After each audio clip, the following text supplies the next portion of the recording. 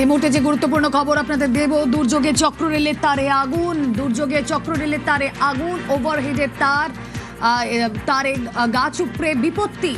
বাবুঘাটে যে চক্র রেলের লাইন সেখানে আগুন, চক্র রেলের লাইনের কাছে আগুন। বাবুঘাটে দুর্যোগে মৃত্যু, দুর্যোগে চক্র রেলের তারে আগুন, ওভারহেডের তারে গাছ উপড়ে বিপত্তি। যে ছবি আপনারা দেখছেন একেবারে চক্র রেলের পাশেই, সেখানে ওভারহেডে গাছ উপড়ে পড়ে, তারপরেই আগুন লেগে যায়। কথা বলবো, সুদীপ্ত সেন রয়েছেন সঙ্গে। সুদীপ্ত, কি অবস্থা? একজনের মৃত্যু হয়েছে শোনা যাচ্ছে। দেখো, কলকাতায় একেবারে বলা চলে দুর্যোগ, এবং দুর্যোগের কারণে একেবারে দুর্ঘটনা যেটা দেখা যাচ্ছে যে বাবুঘাটে চক্র রেল এবং চক্র রেলের পাশে দেখা যাচ্ছে যে একদম আগুন লেগে যায়। তার কারণ হচ্ছে যে দুর্যোগ চলছিল, যে ঝড় বৃষ্টি চলছিল, তার জেরেই মূলত গাছ পড়ে এবং গাছ থেকে বৈদ্যুতিক তারের সংযোগ হয় এবং তারপরেই কিন্তু আগুন লাগে, এবং যার জেরে একজনের মৃত্যু হয়েছে বলে খবর। একেবারেই দুর্ঘটনা বলা যেতে পারে, এবং যার জেরে মৃত্যু হয়েছে বলে খবর, যেটা জানা যাচ্ছে পুলিশ সূত্র মারফত। একজনের দেহ গাছের তলা থেকে উদ্ধার হয়েছে, বিদ্যুৎস্পৃষ্ট হয়ে মৃত্যু হয়েছে বলে প্রাথমিক অনুমান। রুমেলা, বেশ, আরো একবার সেই ছবি আপনাদেরকে দেখাচ্ছি, বাবুঘাটের ছবি, যেখানে দুর্যোগে একজনের মৃত্যু হয়েছে।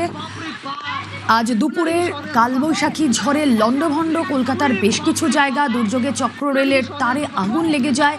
ওভারহেডের যে তার সেখানে গাছ উপড়ে পড়ে বিপত্তি। গাছ উপড়ে বিদ্যুতের তারে আগুন লেগে যায়, আর সেখানে একজনের মৃত্যু হয়।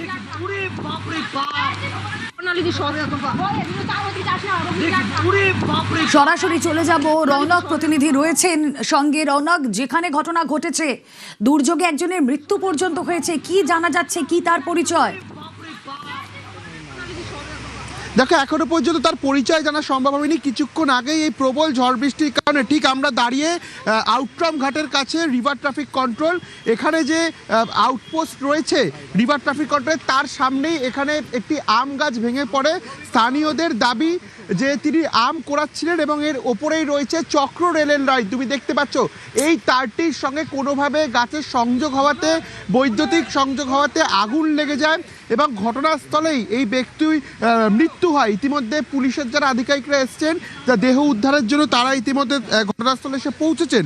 এবং স্থানীয় সূত্রে আমরা জানতে পাচ্ছি যে এখানে ঝড়ের কারণে আম পড়ছিল এবং এই ব্যক্তি নিচে আম কোড়াচ্ছিলেন। হঠাৎই ওপরে যেহেতু চক্র রেলের তার রয়েছে, সেখানে গাছের সঙ্গে চক্র রেলের তার সংযোগ হওয়াতেই আগুন লেগে যায় এবং ঘটনাস্থলেই এই ব্যক্তির মৃত্যু হয়। ইতিমধ্যে কলকাতা পুলিশের যারা আধিকারিকরা তারা এখানে এসে পৌঁছেছেন। দেহ উদ্ধার করে ইতিমধ্যে ময়নাতদন্তের জন্য পাঠানো হবে।